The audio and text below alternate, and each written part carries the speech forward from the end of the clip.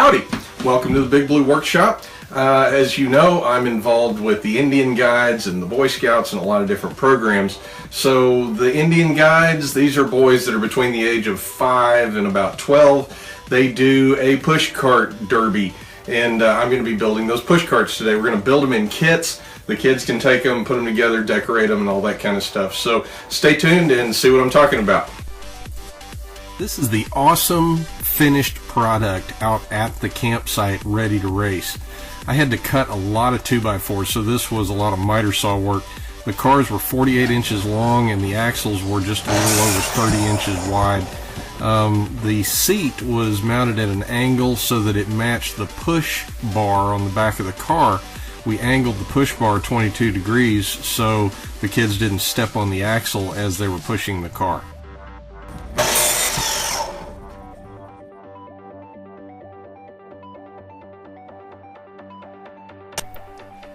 Once I was done cutting, I had a stack of lumber that had to be organized around the shop.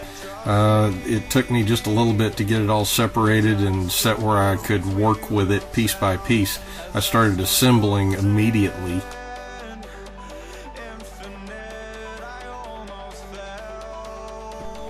Since I couldn't fit a 2x4 long ways into my drill press, I had to figure out a way to create a jig to allow me to use my hand drill to get a straight hole into the end of each axle.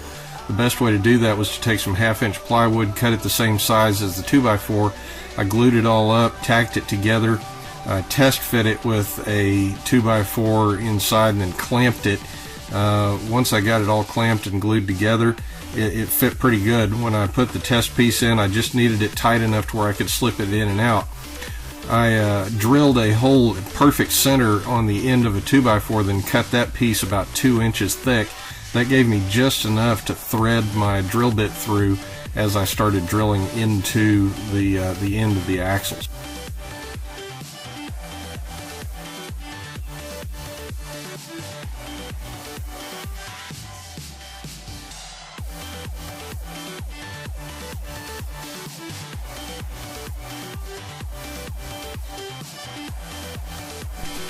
The highly technical process of drilling the holes in the end of the wood was a result of me putting my jig on the end and ramming a hole with the hand drill. It worked really well. By the time I got to my 8th board, the jig was a little bit worn, but it made it through as long as I needed it. The wheels went on with a 1/2-inch lag screw and went in pretty easy, so my system seemed to work pretty good.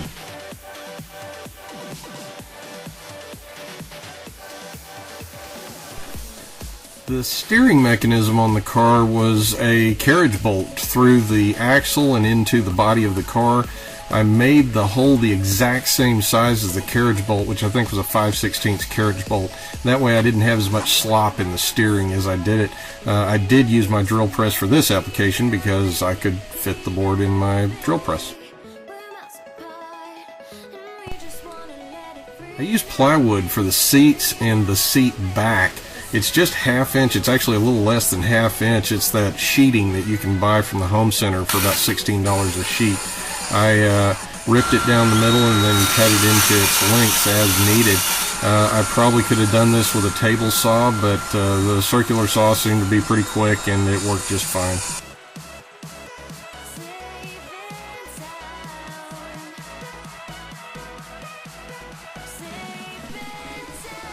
I decided the ends of the axles needed a little bit of reinforcement, so I actually took a sheet of plywood and ripped it the same width as a 2x4. Then I cut those into about 8-inch long strips. That gave me something that I could glue to the end and tack on, as you'll see here in a minute.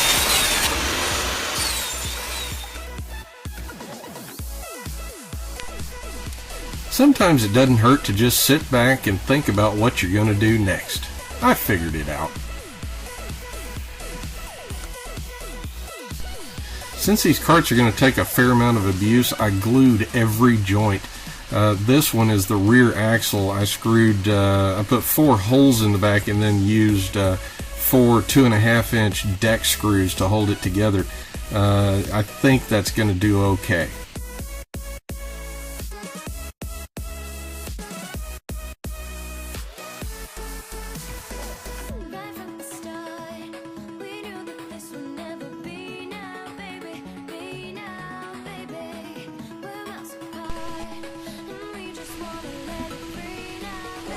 These are the reinforcing pieces I was talking about. I actually glued them onto the ends of the axles and then tacked them on with some brad nails.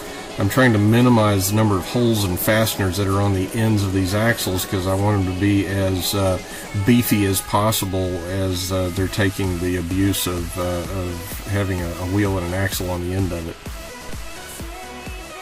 I had to limit the amount of travel on the steering, so I just put blocks on either side of the car body to keep it from being oversteered in the middle of a grass field.